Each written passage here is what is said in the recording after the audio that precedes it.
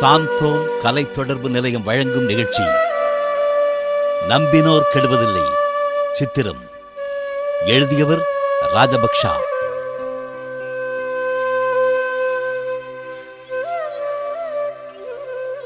இறைமகன் இயேசு இவ்வுலகில் வாழ்ந்த காலத்தில் உவமை கதைகள் வழியாகவும் அறிவுரைகளாலும் நடத்தையாலும் புதுமைகளாலும் மக்களுக்கு பல அரிய வாழ்க்கை நெறிகளை கற்றுத்தந்தார். அவரின் புதுமைகளில் ஒன்றை இப்பொழுது பார்ப்போம்.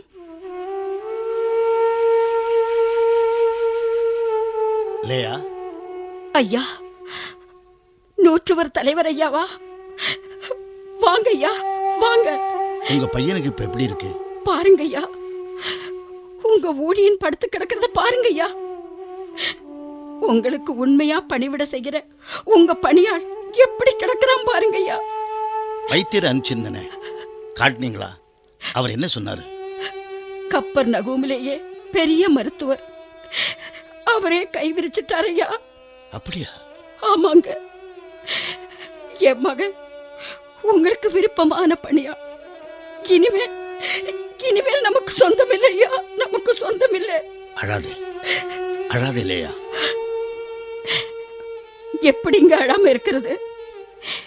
இனிமே அந்த இயேசுவே வந்து தொட்டா கூட என் மகன் குணம் ஆவான்னு தெரியலையே. இயேசு? ஆமா, அவரை பத்தி நான் நிறைய கேள்விப்பட்டிருக்கேன். அவர் நோயாளிகளை எல்லாம் குணமாக்குறாராமே. ஆமாங்க ஐயா, அவர் போற ஊர்கள் எல்லாம் அதனால தான் அவருக்கு கூட்டம் கூடுதுன்னு எல்லாரும் பேசிக்கிறாங்க. அவர் இப்ப நம்ம கப்பர் நகமுக்கு வந்திருக்காரு. இங்க வந்திருக்காரா? ஆமாங்க ஐயா. அப்ப நான் போய் பார்த்து இவனை குணமாக்க சொல்லி கூட்டிகிட்டு வர்றேன். என்ன? நீங்க ஒரு நூற்றுவர் தலைவர், போர்க்களத்துல எதிரிகளின் உயிரை எடுக்கிறவர். அவரு ஒரு போதகர், அதோட இஸ்ரேலர். அவர் நீங்க கூப்பிட்டு இந்த வீட்டுக்குள்ள வருவாரா? ஆமா, ஆனா எப்படியாவது என் பணியாளனை நான் காப்பாத்தி ஆகணுமே. இரு வர்றேன்.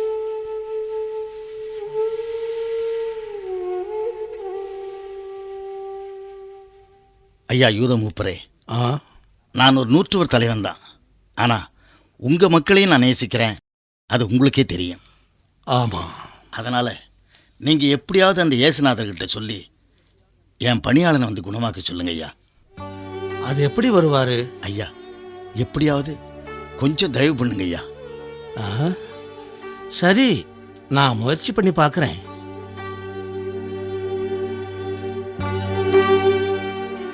போதகரே, சொல்லுங்கள். அந்த நூற்றுவர் தலைவர் நம்ம மக்களை ரொம்ப நேசிக்கிறாரு. நமக்காக ஒரு தொழுகை கூடத்தை அவர் கட்டி கொடுத்திருக்கிறாரு. அப்படியா? ஆமாம் போதகரே, நீங்க அவருக்கு கொஞ்சம் தயவு காட்டி அவர் வீட்டுக்கு வந்தா நல்லது. சரி.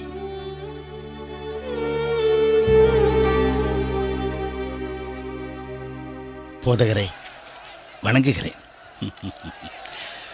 உங்கள் வீட்டிற்குத்தான் வந்து கொண்டிருக்கிறேன். ஆண்டவரே, உங்க கால்கள் என் வீட்டில் படுற அளவுக்கு நான் அருகதை உள்ளவன் அல்ல. நான் ஒரு நூற்றுவர் தலைவன் தான். என் கட்டளைக்கு கீழ்ப்படிய நிறைய சேவகர்கள் உண்டு. நான் என் வேலைக்காரனை போனா போவான், வான்னா வருவான். ஆனாலும் உங்களை என் வீட்டுக்கு அழைக்கிற அருகதை எனக்கு இல்லை. நீங்க ஒரு வார்த்தை சொன்னா போதும், என் பணியாள் பயிற்சிக்குவான். ஆண்டவரே.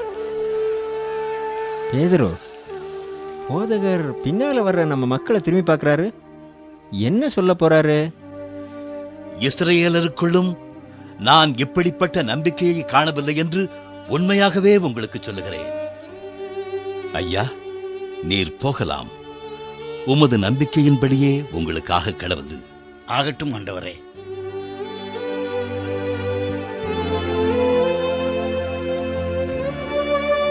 லேயா, ஐயா, என் மகன் பிழைச்சிட்டா ஐயா, என் மகன் பிழைச்சிட்டான். எனக்கு தெரியும். எப்படி ஐயா? இயேசுநாதர் என்கிட்ட சொல்லிட்டாரு. அவர் ஒரு வார்த்தை சொன்னா போதும், என் பணியாள் பயிற்சிக்குவாங்கிற நம்பிக்கையோட அவர்கிட்ட போனேன். அதே மாதிரி அவன் பயிற்சிக்கிட்டாமா.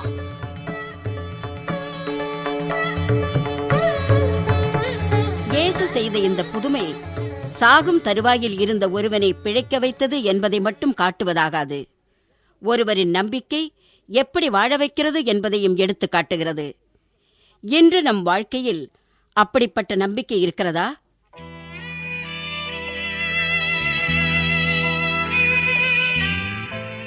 சேகர், அடடே பாபுவா, என்னப்பா இப்பதான் உனக்கு உன் நண்பனோட நினைப்பே வந்ததா?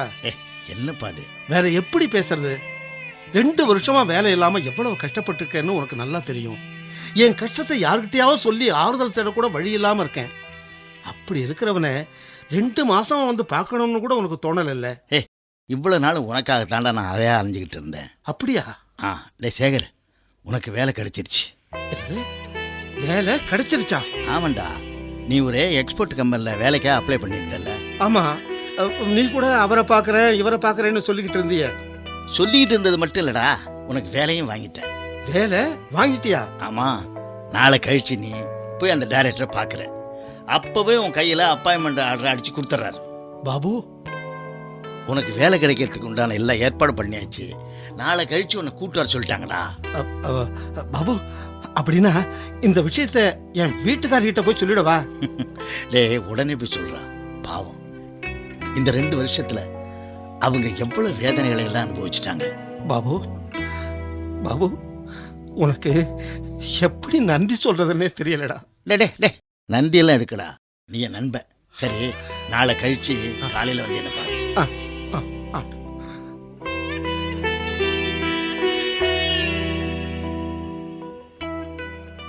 இத கேட்க எனக்கு ரொம்ப மகிழ்ச்சியா இருக்குங்க. இனிமே எப்பவுமே மகிழ்ச்சி தான் செல்வி. ஏங்க, இவ்வளவு நாள் நீங்க எவ்வளவோ முயற்சி பண்ணீங்க, ஒரு வேலையும் கிடைக்கல. இப்ப திடீர்னு இது திடீர்னு கிடைக்கல. இதுக்காக என் நண்பன் பாபு முயற்சி பண்ணிக்கிட்டு இருந்தான். இப்படி ஒரு நண்பன் உங்களுக்கு கிடைச்சதுக்கு நீங்க ரொம்ப கொடுத்து வச்சிருக்கணுங்க. ஏங்க, உங்க மாச சம்பளத்துல அவருக்கு ஏதாவது வாங்கி கொடுக்கணுங்க.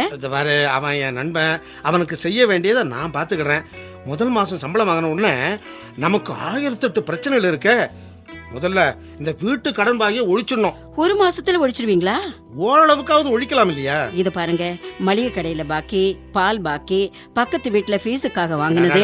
அடிக்கிட்டே போகாத, எல்லாம் கொஞ்சம் கொஞ்சமா கொடுக்கலாம். முக்கியமா என் பழைய அலுவலக நண்பர்கிட்ட எல்லாம் அவன கடனை கொடுக்கணும். ஆமாங்க, இல்லன்னா உங்களை பத்தி தப்பா நினைக்க மாட்டாங்க. தப்பாலாம் நினைக்க மாட்டாங்க. ஏன்னா அவங்களுக்கு நம்ம நிலைமை தெரியும். நிலைமை தெரியுங்கிறதுக்காக கடனை கொடுக்காம இருந்துட முடியுமா? நான் மட்டும் என்ன சொல்லிட்டு இருக்கேன், கொடுக்கணும்னு தானே சொல்றேன். அப்புறம் வந்துங்க, உங்களுக்கு ஷூஸ் வாங்கணுங்க. உங்க ஷூ ரொம்ப பழசாயிடுச்சு. அதெல்லாம் அப்புறம் பாத்துக்கலாம் செல்வி. இந்த மாதிரி எனக்கு இருக்கிற ட்ரெஸ்ல நல்லதா பார்த்து துவைச்சு போட்டு வை. சரிங்க. ஏன்னா அது ஆபீஸ் போட்டு போகணும் நாளைக்கு. சரி.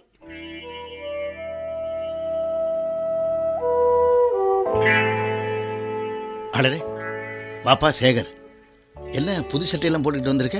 புதுசு இல்ல, பழசுதான். ஆனா இதை அடிக்கடி போடுறதில்ல. என்கிட்ட இருக்கிறதுல உருப்படியானது இந்த ஒரு செட்டு தான். கொஞ்சம் நல்லா போட்டுக்கிட்டு போனா தானே முதல்ல வேலைக்கு போற இடத்துல மதிப்பா இருக்கும். ஆமா ஆமா, மதிப்பா இருக்கும். சரி, எத்தனை மணிக்கு புறப்படணும்?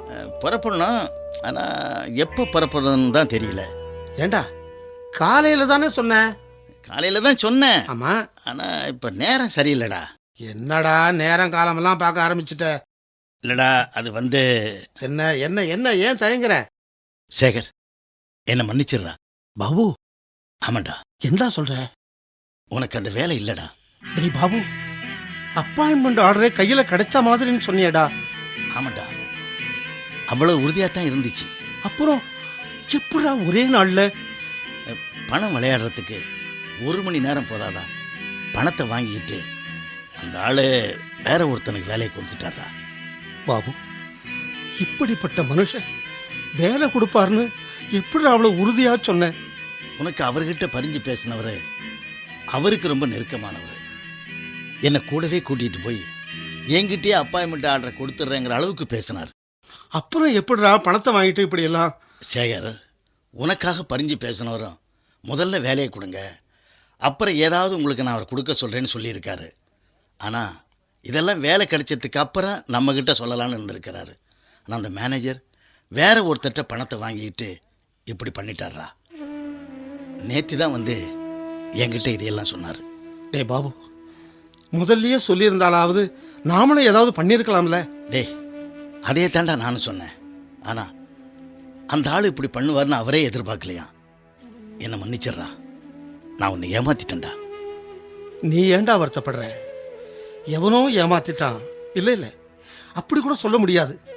எனக்கு வேலையே கிடைக்க கூடாதுன்னு இருக்கும்போது யாரை நொந்து என்னடா பிரயோஜனம்? சேகர், மனசை தளர விடாத. கண்டிப்பா உனக்கு வேற வேலை கிடைக்கும்டா. கிடைச்சிருச்சுன்னு நம்பிக்கிட்டு இருந்த வேலையே இல்லைன்னு ஆயிடுச்சு. இந்த வேலை இல்லைன்னா இல்லைடா, வேற வேலையே இல்லாமலா போயிடும். பாப்போம் பாப்போம்.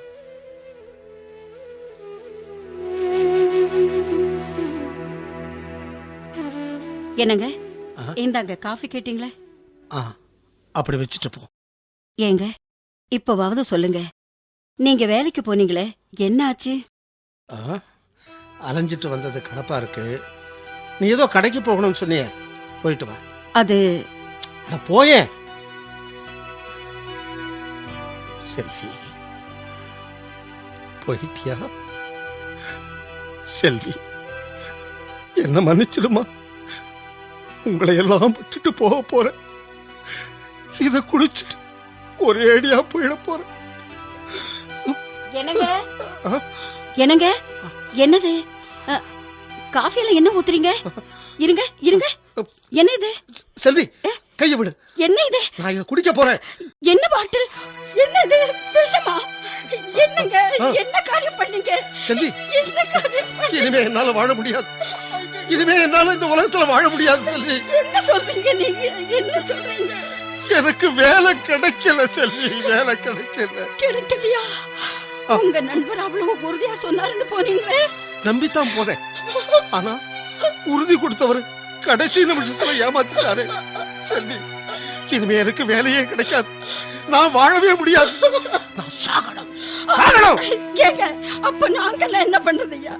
சொல்லுங்க செல்வி, எனக்கு வேற வழியே தெரியலையே. என்னங்க என்னங்க, இவ்வளவு நாளும் நானும் பிள்ளைகளும் உங்க கூட இருந்து கஷ்டப்பட்டோம். இன்னைக்கு நீங்க மட்டும் சாகணுங்கிறீங்களே.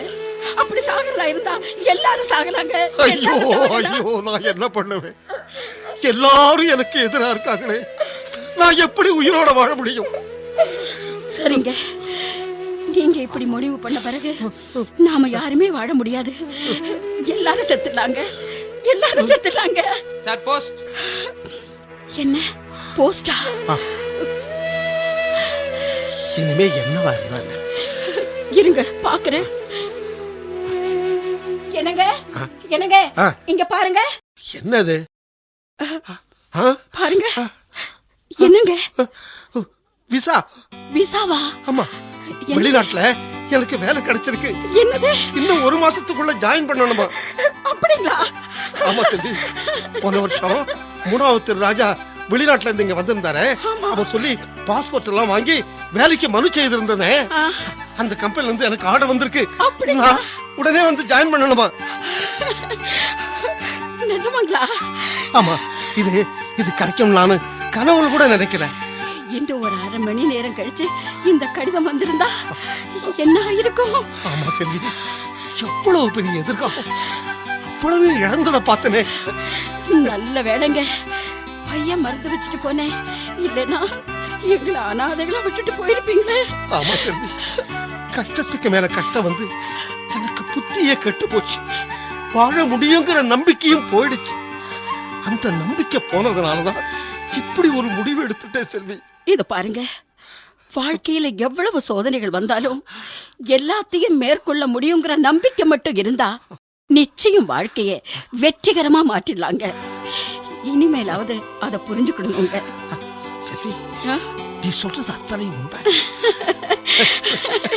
எனக்கு ரொம்ப சந்தோஷங்க, எனக்கு ரொம்ப சந்தோஷம்.